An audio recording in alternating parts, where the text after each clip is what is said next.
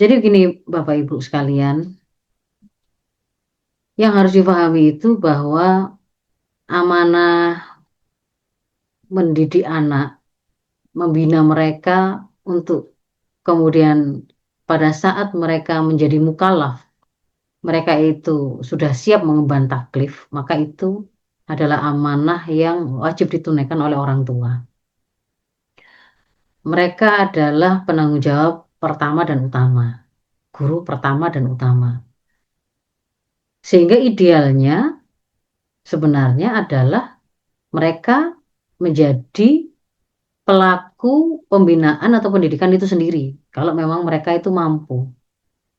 Tapi kalau kemudian mereka ada pada kondisi tidak mampu, kewajiban tadi kan tidak hilang. Mereka boleh kemudian menghadirkan guru-guru lain, orang-orang lain, mungkin juga institusi pendidikan yang mereka pandang bisa membantu menyelesaikan amanah tersebut. Tetapi itu bukan untuk mengalihkan dan tidak bisa untuk mengalihkan tanggung jawab sang orang tua tadi. Itu harus dipahami. Sehingga tidak boleh ada mindset orang tua yang dia itu memilihkan guru terbaik, sekolah terbaik dalam pandangan dia, lalu menyerahkan anaknya itu seperti membawa baju laundryan ya, baju cucian kotor ke tempat laundry. Saya akan bayar berapapun biayanya. Pokoknya nanti waktu saya ambil baju kotor ini sudah dalam keadaan bersih, sudah dalam keadaan rapi, wangi. Kalau enggak begitu saya protes. Ini mental laundry kayak begini ini itu enggak boleh ada dalam benak orang tua ketika dia menghadirkan guru-guru lain untuk membantu dia melaksanakan amanah pendidikan dan pembinaan anak yang jadi tanggung jawabnya dia tadi. Jadi tidak boleh kemudian dia dengan alasan kan katanya sekolah ini, pesantren ini dulu saya baca di flyernya itu akan menghasilkan output anak yang solih solihah. Dia berkepribadian Islam bahkan akan menjadi eh, anak-anak atau generasi yang siap mengemban dakwah Islam. Nah, kok ini anaknya pulang sholat subuh saja harus saya bangunkan. Kok ngomong dengan orang tua juga kemudian tidak menunjukkan adab yang bagus. Ini berarti salahnya sekolahnya, ini salahnya gurunya, salahnya pembinanya. Dia sibuk kemudian menyalahkan pihak-pihak lain karena merasa tanggung jawab dia hanya membayar tadi, menyelesaikan biayanya tadi. Pada sebenarnya hukum asalnya itu kan dia yang mendapatkan amanah untuk menyiapkan anaknya tadi itu berhasil memiliki profil kepribadian Islam. Kalau bahasa umumnya dia solih, dia baik, dia siap taat kepada Allah dan muslih. Dia siap memperbaiki kalau ada yang nggak betul, nggak sesuai dengan tuntunan syariat di depan dia, di sekitar dia, dia nggak diem saja. Memang itu profil dasarnya generasi muslim itu kayak begitu, siapapun itu harus solih muslih. Dia harus berkebadan Islam itu artinya dia itu memang baik, tapi dia juga memperbaiki. Dia taat kepada Allah, tapi dia juga akan membuat ketaatan itu disebarkan di tengah-tengah masyarakat. Itu profil dasar ini itu tidak, saya perlu sampaikan, tidak dipengaruhi oleh minat ataupun bakat. Ya. Jadi tidak ada ceritanya, anak saya tidak bakat jadi soleh, tidak bakat rajin sholat, itu tidak ada. Tidak bakat bisa ngaji, tidak ada. Kalau untuk membentuk profil dasar ini, itu tidak butuh bakat ataupun minat. Nggak minat ngaji, ya dibina harus minat ngaji. Nggak minat, nggak minat untuk memahami apa yang kemudian disampaikan oleh Allah berupa hukum-hukum Islam yang perlu mereka amalkan, ya harus dibikin ngerti. Nggak nunggu ada minat dan bakat baru kemudian dia itu dicetak untuk memiliki anak yang berkepribadian Islam. Nah, apakah itu harus kita masukkan ke pesantren atau ke sekolah Islam? Nggak harus. Bahkan kalau misalkan para orang tua itu merasa sanggup mendidik anak tadi itu hingga usia maksimalnya itu untuk balik itu kan 14 tahun. itu dia sendiri yang jadi gurunya, nggak masalah untuk mewujudkan profil dasar itu. Nggak harus. Jadi kalau kemudian tadi ada pertanyaan, habis dari NDM nanti mau sekolah umum gimana? Sebenarnya ya nggak apa-apa. Asalkan, kan begitu kan, asalkan orang tua kan tetap dapat amanah tadi itu untuk memastikan. Kalau misalkan di umum itu diajarkan pemikiran-pemikiran yang salah, ya dia harus tahu bahwa resikonya dia harus memastikan pemikiran yang salah tadi. Kalau anak saya belum ngerti, ya saya harus hapus, saya harus revisi. Atau sebelum dia itu masuk ke dalam dunia pendidikan yang di situ pemikiran-pemikiran rusak juga ditawarkan, berarti saya harus beri modal imunitas dulu di rumah dalam pendidikan yang saya lakukan, ya silakan begitu. Jadi tidak harus sebenarnya apakah harus anak saya itu saya sekolahkan sejak TK atau PAUD, tidak harus.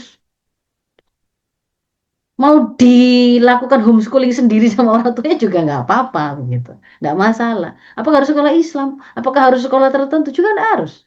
Pokoknya tanggung jawab tadi difahami, itu tanggung jawabnya orang tua. Kalau kemudian dia itu menghadirkan guru-guru lain, pastikan itu adalah dalam rangka merealisir tanggung jawab orang tua tadi. Maka orang tua itu benar-benar milih, kenapa kok saya milih ini? Kenapa kok di sekolah ini? Kenapa guru yang ini yang saya hadirkan?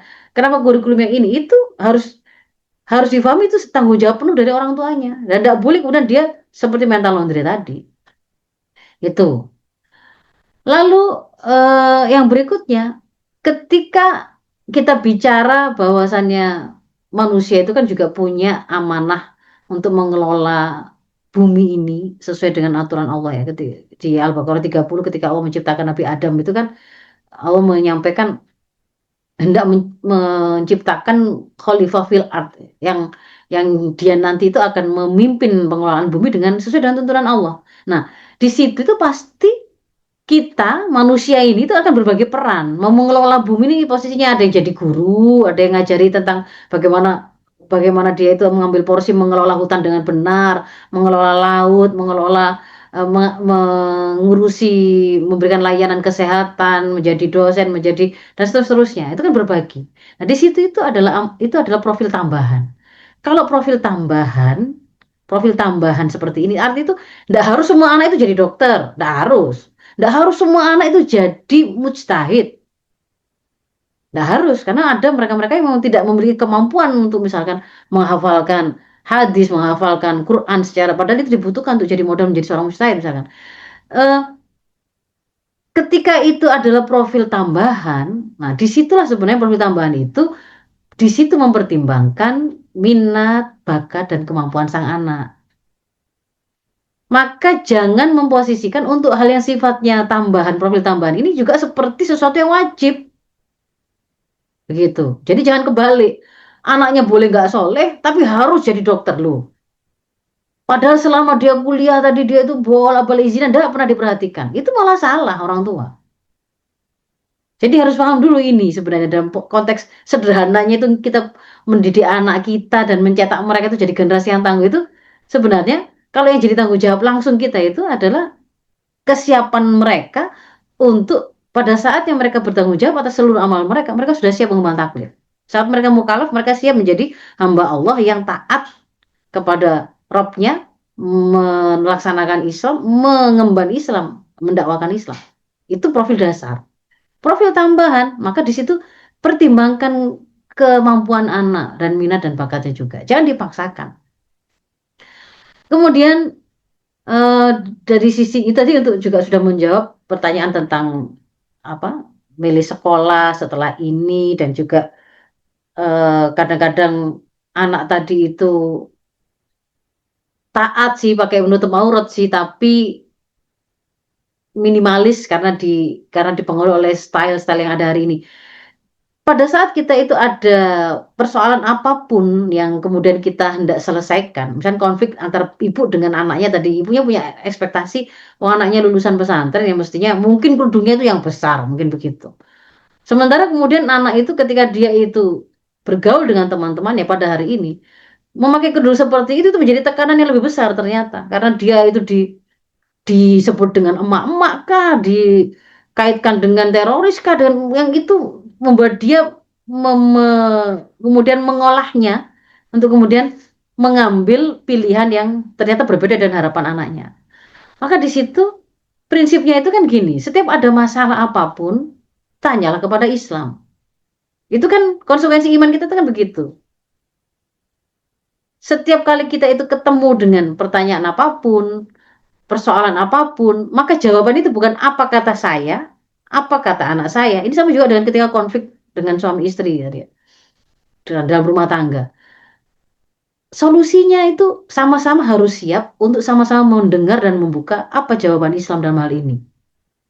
Anisa 65, tolong dibuka ya. Nah, Anisa 65 di situ kan konsekuensi iman itu adalah kita itu menjadikan Muhammad sebagai hakim atas segala persoalan yang kita hadapi, dan kalau kemudian sudah ditetapkan oleh Rasulullah Muhammad, oleh Islam, ini jawabannya sami'na wa ata'na.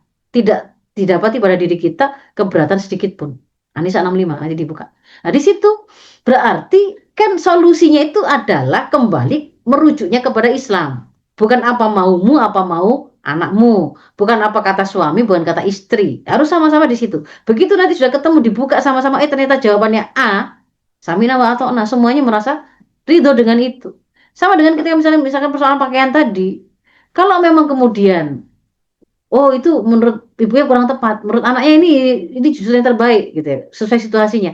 Buka tuntunan Islamnya seperti apa? Kalau tuntunan Islam mengatakan bahwa menutup aurat itu mengulurkan khimar itu adalah ilah juyub, dan makna itu adalah hingga menutup perbatasan bukaan baju bagian depan, itu sudah memenuhi syar'i, tidak harus kemudian selutut, tidak harus kemudian misalnya begitu, maka kita letakkannya ya itu syar'i, begitu, itu syar'i, itu tidak kemudian sesuatu maksiat, dan jangan kemudian berlebih-lebihan sampai memandang hal tersebut itu menjadi seperti maksiat anak kita itu, padahal kan dia nggak maksiat, padahal dia nggak maksiat, karena itu nanti justru memang akan menjadi sebuah sebuah hal yang dirasa apa namanya, syariat ini menjadi sesuatu yang memberatkan, dan menjadi awal konflik saya dengan orang tua itu selalu persoalan syariat, sehingga nanti itu malah jadinya itu ternyata malah padahal sebenarnya itu halal gitu loh, padahal sebenarnya itu boleh,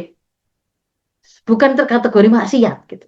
Sama dengan kalau misalkan konflik antara suami dan istri itu, kalau halal itu sifatnya itu bukan prinsip, bukan halal haram, masalah apa memelihara hewan misalnya, dalam pandangan istrinya tidak suka, padahal kemudian ya boleh-boleh saja, tinggal kemudian hukum syaratnya boleh, tapi kemudian apa yang bisa dipertemukan di situ, tapi di situ sama-sama bersiap melonggarkan diri untuk tidak menjadikan itu sebagai seolah-olah misalkan suaminya bermaksiat, karena itu nanti akan menutup menutup pintu komunikasi lebih lanjut, hal-hal yang lebih lanjut, lupa naruh anduk basah di atas kasur, itu kan saya sering baca di sosmed itu, yang seperti itu kemudian diposisikan tuh sampai seperti hampir-hampir kayak suaminya itu melakukan kemaksiatan seperti menjadi LGBTK atau berzina kah, kan ya beda gitu, jadi marahnya itu loh kadarnya, jadi seperti itu sih harus harus dibedakan mana yang prinsip mana yang itu bukan, dan kalau memang itu sesuatu yang dibolehkan dalam syarak ya kita mengikuti hukumnya sesuai dengan tuntunan syarak itu.